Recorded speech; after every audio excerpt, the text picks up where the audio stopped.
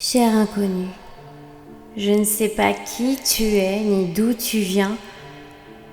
Certainement pas d'ici en tout cas, mais je te remercie d'avoir sauvé mon corps de ces abrutis imbibés d'alcool dans cette boîte de nuit pour le ramener dans cette chambre que je déteste tant.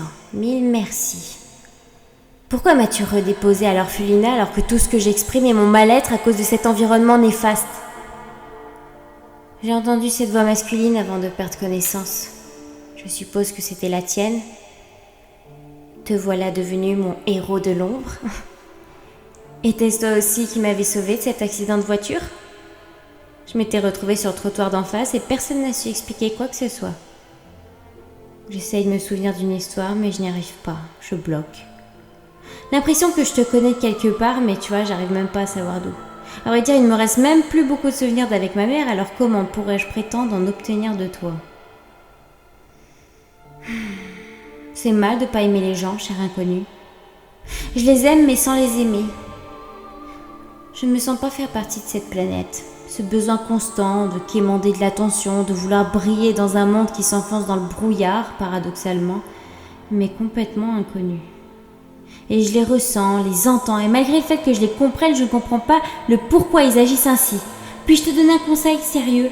Si tu es un extraterrestre, ne te montre jamais, mais au grand jamais à cette espèce. Tu deviendrais un objet de fascination, et donc ta fin serait déjà faite.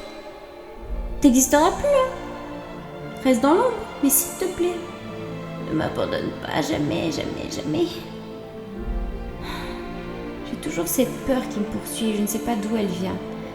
Je ne comprends pas ce but de trouver une place en ce monde, en fait. Pourquoi faire ? Se faire des amis ? Ça reste éphémère. De l'argent pour accroître son confort et détruire ce qui nous reste encore de pur en ce monde ? Devoir jouer au jeu de l'affect pour prétendre être aimé par le plus grand nombre ? Je n'y arrive vraiment pas. Je peux y arriver par les formes, mais le pire, c'est que cela reste toujours sincère. Mais je me sens vraiment pas complète. J'anticipe les comportements, je vois leur âme, du moins j'ai cette impression. Et des fois cela me met en colère, en souffrance, car je ne comprends pas comment on peut être ainsi.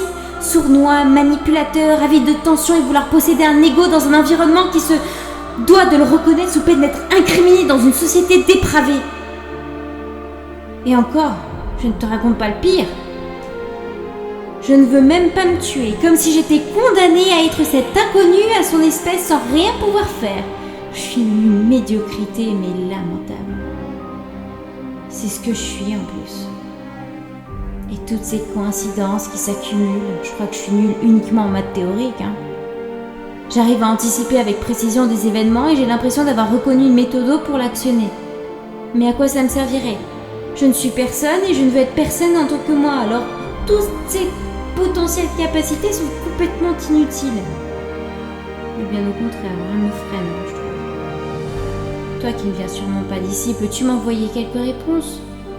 Qu'est-ce que je fais ici avec cette ambition de recréer ce monde tout en étant impuissante ? Tu n'as pas par hasard des chaussures ailées à me prêter ?